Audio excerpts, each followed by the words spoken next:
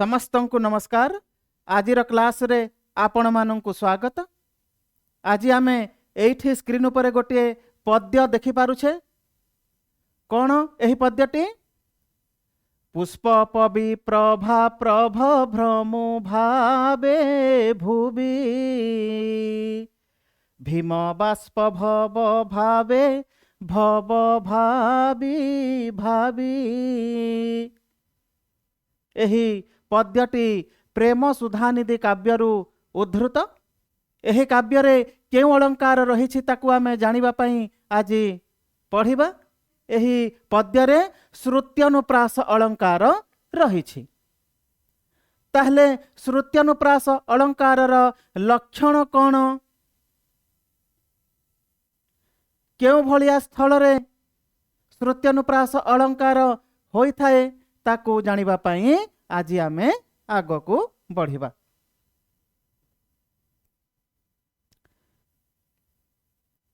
श्रुत्यनुप्रास अलंकारर लक्षण कोन कहिला?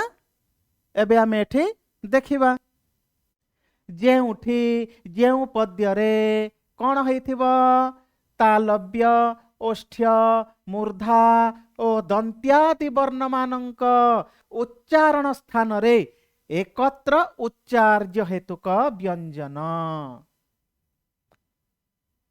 बा श्रुतिग्राह्य पुनरावृत्तिर सादृश्य घटे बा सादृश्य परिलक्षित हुए ताको श्रुत्यनुप्रास अलंकार कहा जाए। कौन? एकत्र उच्चार्य हेतुक व्यंजन। एकत्र उच्चार्य हेतुक माने गोटिए स्थान रु गोटिए वर्गरु वर्ण माने उच्चारित होइथिबे एवं सेमानंक मध्यरे किछि सादृश्य परिलक्षित हेउथुबो बा श्रुतिग्राह्य श्रवण योग्य पुनरावृत्ति हेउथुबो बा ताको सुनिला मात्र के गोटे अलगा प्रकार अनुभव होउथुबो ताकू आमे कहिबा श्रुत्यनुप्रास अलंकार। केउ अलंकार? श्रुत्यनुप्रास अलंकार। काव्य प्रेम सुधानिधि उदाहरण आम सम्मुखरे उपस्थित। कौन? पुष्प पवि प्रभा प्रभ भ्रमो भावे भुवि भीम बाष्प भव भावे भव भावी भावी। केउं भलिया पद्य आपण देखंतु।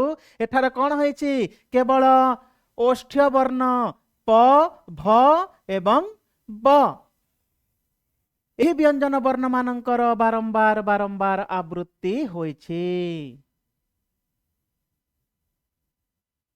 केउं वर्ण? ओष्ठ्य वर्ण जो माने ओठरु उच्चारित हुवंती। पाणिनीय व्याकरण रे सूत्र अछि उपु पद्मानिया नाम ओष्ठौ प फ ब भ म प वर्ग।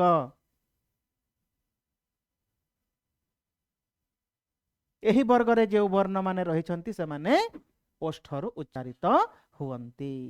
आपण माने अभ्यास करंतु देखिबे म प फ ब आम ओठ दीटा न लागिले एही वर्ण कदापि उच्चारित हेई पारिबे नाही। तेणु एमानंकु कोन कहा जाए? ओष्ठ्य वर्ण बोलिकी कहा जाए। ताले लक्षण कोन कहिला? तालव्य वर्ण ओष्ठ्य वर्ण मूर्धा वर्ण दंत्यादि वर्ण एही वर्ण मानंक मध्यरे सादृश्य थिबो बा एकत्र उच्चार्य हेतुक बा गोटिए पद्य रे एही वर्ण माने एकत्र उच्चारित होइथिबे सेठी श्रुत्यनुप्रास अलंकार होइथाए। क्लियर? Very good. वर्तमान आमे आउ गोटिए उदाहरण देखिबा। उदाहरणटी कोन? देखंतु। आन आनंदरु लक्ष्य देबार नोहे जन जनक जननी मनकु मोहे। ताहले एठी କ'ଣ ପରିଲକ୍ଷିତ ହେଉଛି? ଅନୁନାସିକ ଓ ଦନ୍ତ୍ୟ ବର୍ଣ୍ଣ ନ। କୋଉ ବର୍ଣ୍ଣ? ନ ବର୍ଣ୍ଣ। କ'ଣ ହୋଇଛି ନ ବର୍ଣ୍ଣର? ଏହି ବର୍ଣ୍ଣ ବାରମ୍ବାର ବାରମ୍ବାର ବାରମ୍ବାର ଉଚ୍ଚାରିତ ହେଇଛି। ଦନ୍ତ୍ୟ ବର୍ଣ୍ଣ, ଅନୁନାସିକ ବର୍ଣ୍ଣ। ଦେଖିଦେବା ଉଦାହରଣରେ। ଆନ, ଆନନ୍ଦରୁ, ନୋହେ, ଜନ, ଜନକ, ଜନନୀ, ମନକୁ।